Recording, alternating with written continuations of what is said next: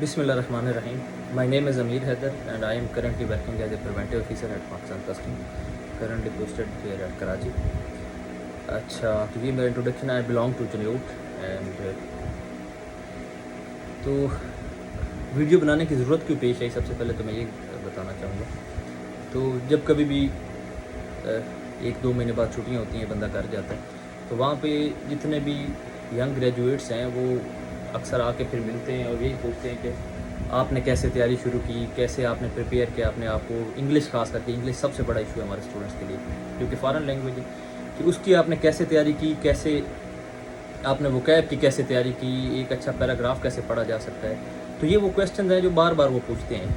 और जनरल जो एग्ज़ाम्स हैं उसके लिए लोग पूछते हैं कि स्टूडेंट्स आके पूछते हैं कि उसमें हम जब एग्ज़ाम देने जाते हैं तो क्वेश्चंस की समझ नहीं आती, और इंग्लिश की खास करके इंग्लिश के जो इश्यूज़ हैं तो वो पूछते हैं कि आपने कैसे तैयारी की, किस तरह हम कैसे तैयारी कर सकते हैं. तो मैंने सोचा क्यों ना एक छोटी सी वीडियो बना के जिस तरह मैंने एक अपनी तैयारी की, या जिस तरह एक मतलब मैं सजेस्ट करूँगा कि एक मेरा एक छोटा भाई हो या कोई भी एक करीबी रिलेटिव हो या कोई भी साथी हो, उसको किस तरह तैयारी करनी चाहिए. तो थोड़ी सी मैं अपनी स्टोरी बताता हूँ. मैंने मैट्रिक की फरहान कॉलेज जंग से, तो कोई इतना ख़ास पढ़ते नहीं थे, ज़्यादातर स्कूल से भाग दौड़ के ही बस टाइम पास किया. वालिद साहब की कोशिश थी, वालिद साहब ने पैसे जोड़े हुए थे कि जी जैसे ही मैट्रिक करेगा तो गवर्नमेंट कॉलेज लाहौर में इसको एडमिशन लेके दूँगा. तो लेकिन इतने मार्क्स नहीं आए. उसके बाद एफएससी की में सेकंड डिवीज़न आई. जब सेकंड डिवीज़न आई तो कहीं पे एडमिशन नहीं हुआ. जब एडमिशन नहीं हुआ तो उसी दौरान मैंने ISSB के लिए पहली दफ़ा आर्मी में सेकंड लेफ्टिनेंट के लिए मैंने रिटर्न एग्ज़ाम पास किया. जब एग्ज़ाम पास किया तो फिर वो उसके बाद 1-2 स्टेजेस होती हैं, आपका वो मेडिकल वगैरह लेते हैं और फिर फाइनली वो आपको ISSB के लिए बुलाते हैं. तो ISSB एक पहला मेरी ज़िंदगी में एक टाइम आया जब मैंने बड़ा टिका के पढ़ना शुरू किया, और उसकी तैयारी के लिए मैं रावलपिंडी भी गया, मुख्तलिफ अकेडमीज़ में रावलपिंडी गया, लाहौर भी रहा, कुछ अरसे के लिए तैयारी करता रहा. तो वो ज़िंदगी में एक टेन्योर था जब मुझे पता चला कि यार पढ़ाई की अहमियत क्या है, और पढ़ने से जो इंसान को घर के अंदर एक रिस्पेक्ट मिलती है, माशरे के अंदर मिलती है, अपने अहबाब के अंदर मिलती है. तो पढ़ाई की वक़्त क्या है वो मुझे उस वक्त अंदाज़ा हुआ. और पहली दफ़ा ज़िंदगी में मैंने मतलब रात लेट नाइट तक पढ़ना शुरू किया. उसके बाद कहीं पे एडमिशन नहीं हुआ, खैर ISSB नहीं हुआ मेरा, और कहीं पे भी एडमिशन नहीं हुआ. फिर गवर्नमेंट इस्लामिया कॉलेज है लाहौर में, गवर्नमेंट GC यूनिवर्सिटी के बिल्कुल अपोजिट साइड, वहाँ पे मैंने एडमिशन लिया BA में. वहाँ पे मेरे सब्जेक्ट्स है पॉलिटिकल साइंस, इकनॉमिक्स. तो वहाँ पे फिर एक 2-4 महीने पिछले ऐसे गुजरे थे कि पर एक थोड़ा सा एहसास हुआ पढ़ाई का. तो वहाँ पे फिर टिका के मेहनत की, बहुत अच्छे मार्क्स आए. फिर मैंने वहाँ से बहुत अच्छे मार्क्स आए ग्रेजुएशन में. फिर वहाँ से MSc के लिए मैंने अप्लाई किया पाइड में, कायद-ए-आज़म यूनिवर्सिटी में. तो वहाँ से MSc भी की और फिर साथ में MPhil भी की. और जैसे ही मैंने MSc के फ़ौरन बाद मेरी पहली जॉब हुई प्लानिंग कमीशन के अंदर, जो कि एक इंटर्नशिप थी 1 ईयर के लिए, लेकिन उसकी सैलरी पैकेज बहुत अच्छा था, एक्सपोजर बहुत अच्छा था. उसको 1 साल मैंने किया. 1 साल जैसे ही मैंने छोड़ी, उसके 10 दिन बाद मेरी दूसरी जॉब हुई ज़रई तरक्याती बैंक में. मैंने काम किया एज ए OG3, और OG3 ये मेरी पोस्टिंग हुई बख्शन खान में, जो कि हासिलपुर और चिश्तिया के दरमियान एक ब्रांच है, सबसे बड़ी ब्रांच है ज़रई तरक्याती बैंक की. वहाँ मैंने 6 महीने सर्व किया. लेकिन क्योंकि मैं साथ में MPhil भी कर रहा था और मेरा थीसिस बहुत ज़्यादा उसकी वजह से डिस्टर्ब हो रहा था, तो मैंने रिज़ाइन किया, वापस आया, अपना थीसिस कंप्लीट किया टाइम पे. कंप्लीट करने के बाद उसको थीसिस को पब्लिश, जो एक होता है स्टैंडर्ड होता है कि उसको पब्लिश होना चाहिए, जो आपकी अच्छी रिसर्च, उसको पब्लिश करवाया. और उसके बाद सीधा मैं लाहौर चला गया. वहाँ पे 5-6 महीने रहते थे, तैयारी की CSS की तैयारी की. फरवरी में CSS के लिए मैं अपीयर हुआ. जैसे ही अपीयर हुआ, उसके अपीयर होने से 3-4 महीने पहले मैंने फिर जॉब्स के लिए अप्लाई करना शुरू कर दिया, क्योंकि मैं ये चाहता था कि आप CSS का रिटर्न देते हैं, उसके फिर 7-8 महीने बाद उसका रिज़ल्ट आता है, कि मतलब मैं उस टेन्योर में फ्री नहीं रहूँ. तो फिर CSS के लिए अपीयर हुआ. और साथ ही जब मैंने वो मुख्तलिफ जो एग्ज़ाम के लिए, जो मुख्तलिफ जॉब्स के लिए अप्लाई कर रहा था, तो जैसे ही मैंने CSS से फ़ारिग हुआ, फरवरी में मैं फ़ारिग हुआ, और मार्च में ही मेरे पास तकरीबन 5-6 अपॉर्चुनिटीज़ थी, जिसको मैं साथ में भी ये स्क्रीन के साथ शेयर भी कर दूँगा. और फिर CSS का रिज़ल्ट आया, उसमें इंग्लिश में मेरे बहुत अच्छे मार्क्स आए, वो भी मैं यहाँ पे स्क्रीन पे साथ शेयर कर रहा हूँ. تو یہ سارا کچھ ہوا کیسے، اور مطلب اس سے سارے ایکسپیرینس سے میں نے کیا سیکھا، تو ایک تو میں وہ شیئر کرنا چاہوں گا، اور پھر آہستہ آہستہ میں آ رہا ہوں کہ کس طرح مجھے پتہ چلا کہ انگلش کی کیسے تیاری کرنی ہے، کیسے لے کے چلنا ہے چیزوں کو۔ ایک تو اس سارے تجربے سے جو میں نے سب سے پہلا لیسن سیکھا وہ یہ کہ ڈگری جو ہے نا وہ گورنمنٹ جابس کے لیے پاکستان میں خاص کر کے اس کی کوئی ویلیو نہیں ہے، وہ صرف آپ کو ایلیجیبل کرتی ہے کہ آپ ایک ایگزام میں بیٹھ سکتے ہیں۔ ایگزام کی جو پریپریشن ہے ہمارے ہاں وہ ٹوٹلی تھوڑی سی ڈیفرنٹ ہے، اور اس کے لیے آپ کو 5-6 مہینے آپ کو جب آپ گریجویشن کر لیتے ہیں اس کے بعد بیٹھ کے آپ کو تیاری کرنی پڑتی ہے۔ دوسرا میں نے جو مجھے سمجھ آئی وہ یہ کہ جیسے زندگی میں جس لمحے بھی آپ ایک رائٹ ڈائریکشن میں محنت شروع کر دیتے ہیں تو چیزیں آٹومیٹیکلی اللہ تعالیٰ کی مدد سے چیزیں چینج ہونا شروع ہو جاتی ہیں، وہ اس طرح نہیں رہتی جس طرح پہلے تھی۔ میرا آپ دیکھ لیں میٹرک کی ایف ایس سی کی بہت کم مارکس تھے، لیکن ایف ایس سی کے بعد پڑھنا شروع کیا تو اللہ تعالیٰ نے اس لمحے آگے چیزیں جو ہیں وہ بہتر کرنے شروع کر دی۔ اور تیسری جو چیز مجھے یہ سمجھ آئی کہ وہ یہ کہ اللہ تعالیٰ نے ہم میں سے ہر کسی کو ایبلٹیز دی ہیں، اور اگر ہم ان ایبلٹیز کو صحیح طریقے سے ایگزرٹ کرتے ہیں تو each of us can do wonders in some field. اچھا، اب میں آ رہا ہوں آہستہ آہستہ کہ میں نے یہ سارا کچھ کیسے کیا، کس طرح مطلب مجھے یہ کامیابیاں کس طرح ملیں، تو اس میں انگلش کا جو رول ہے وہ بہت ہی زیادہ کرٹیکل ہے اور بہت ہی زیادہ امپورٹنٹ ہے۔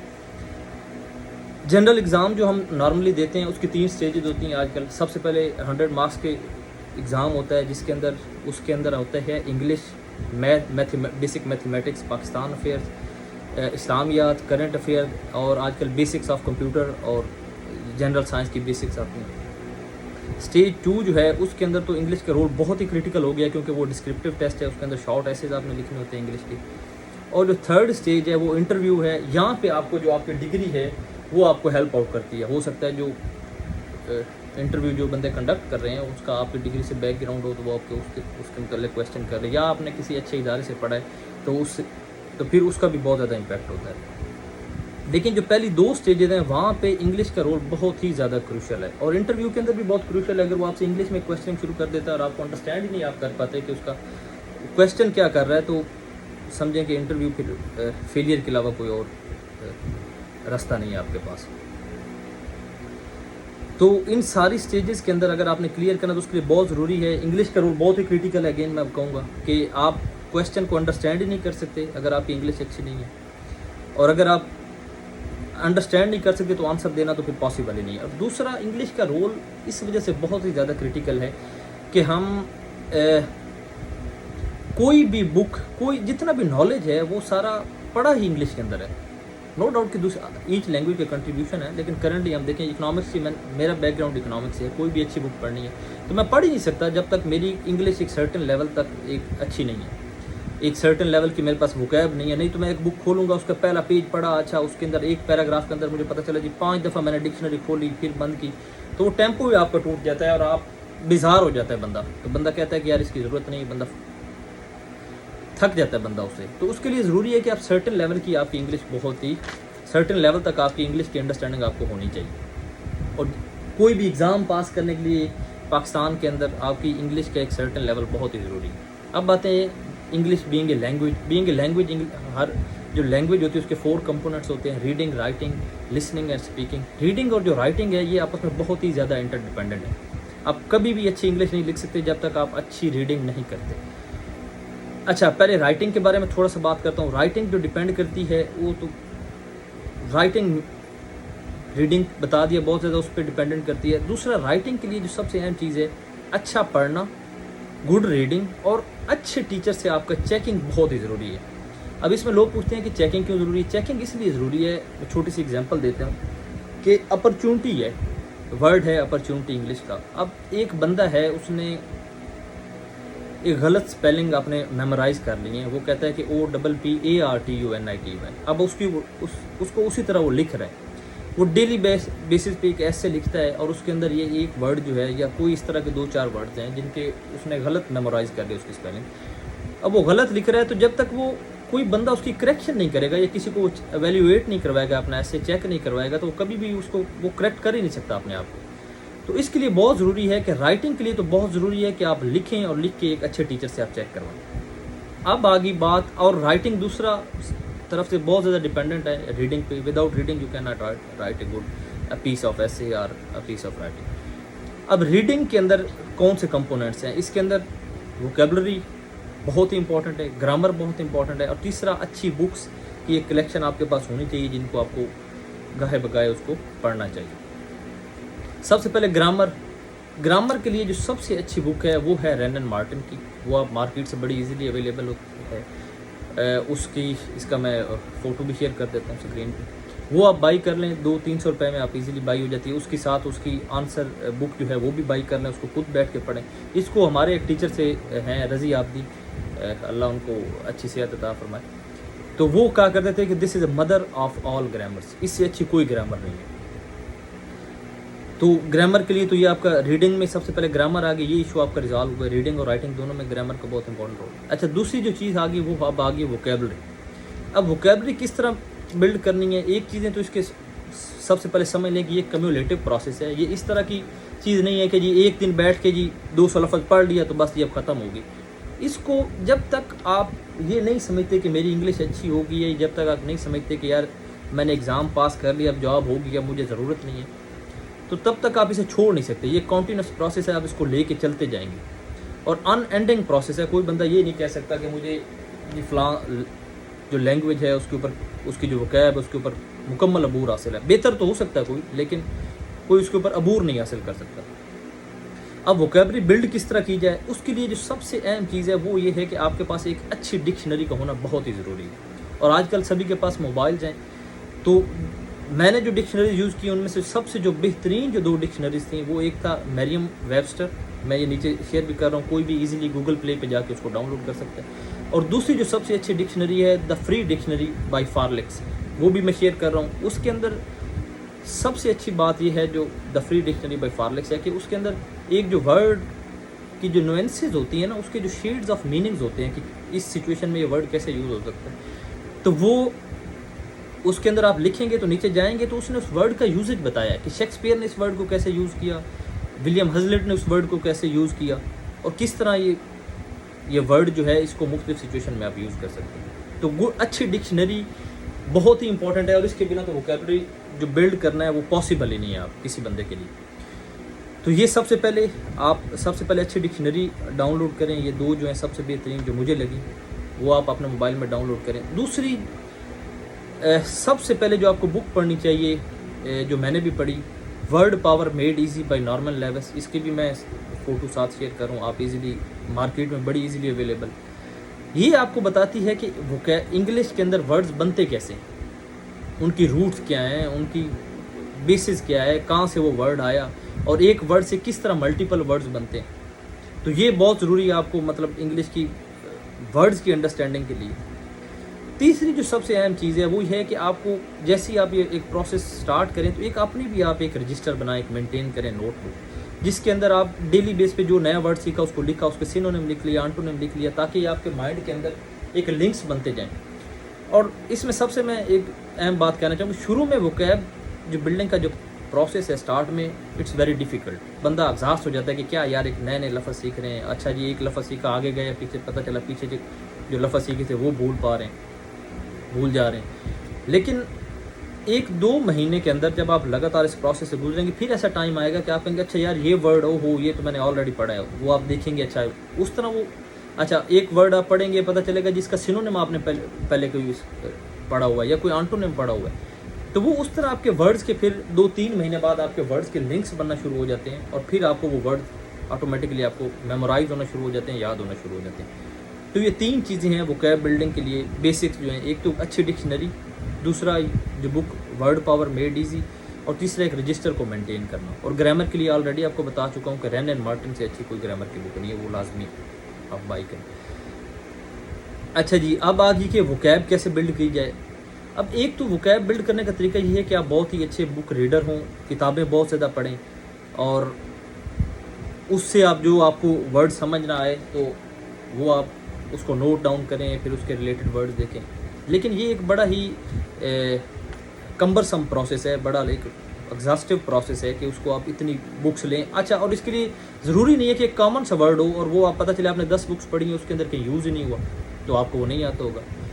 تو اس کے لیے گورے نے بڑا کام آسان کر دیا، انہوں نے ایک کمپلیٹ ایک اب لسٹ بنا دی ہے آفٹر اے تھارو ریسرچ، جس کو ग्रेजुएट रिकॉर्ड एग्जामिनेशन GRE के लिए जो लोग बैठते हैं वो अच्छी तरह समझते हैं कि ये जिसको लिस्ट मिनिमम आती है ना, इट मीन्स कि इस बंदे की इंग्लिश जो है ना वो ये समझता भी है और इसकी इंग्लिश बेसिक जो है वो अच्छी है।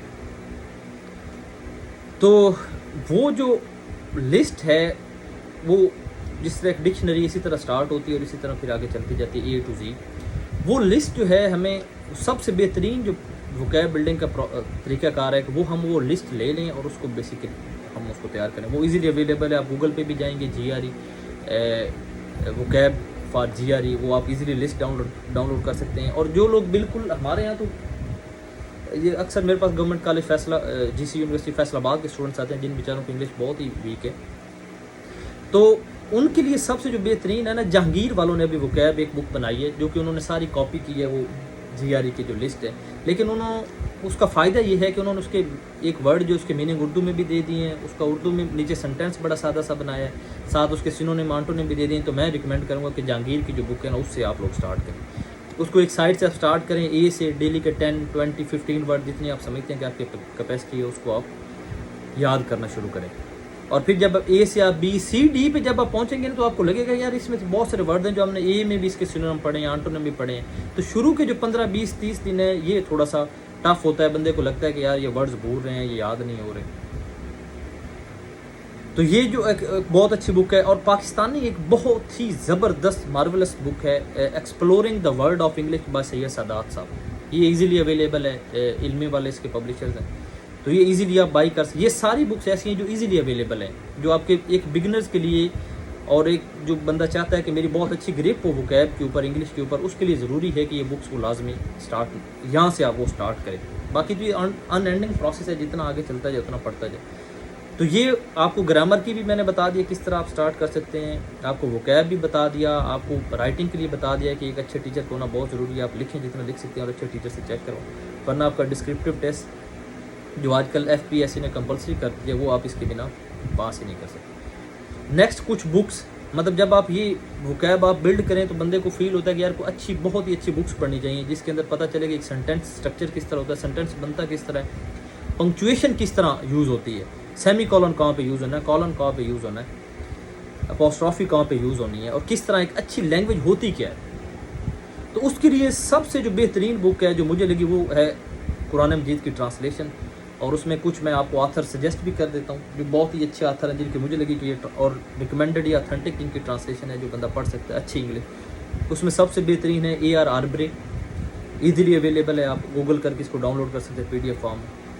अब्दुल्ला यूसुफ अली, मोहम्मद पिकताल, NJ दाऊद, ये मेरी बड़ी फेवरेट है। ये पेंगुइन्स पब्लिशर्स हैं इसकी, पेंगुइन क्लासिक्स, और ये पॉकेट साइज़ है बिल्कुल, ये मोबाइल की साइज़ की, आप इजीली इसको बाई करें, अपने पास रखें, जब टाइम हुआ उसको बैठ के पढ़ लिए। ये ज़बरदस्त किस्म की ट्रांसलेशन है और आपको फैबुलस, मतलब इंग्लिश की जो प्रोज है उसका मतलब कुरान की जो ट्रांसलेशन है वो आप इससे अच्छी कहीं पे भी आप नहीं पढ़ सकते।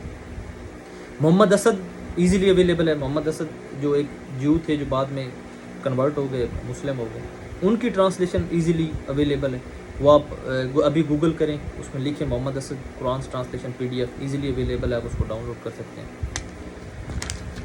तो ये बुक्स हैं। इसके अलावा और बहुत सी बुक्स हैं। होली बाइबल का जो सबसे ऑथेंटिक वर्जन है वो है the king James version of Holi Bible, उसको इजीली आप डाउनलोड कर लें मोबाइल में, वो आप पढ़ सकते हैं।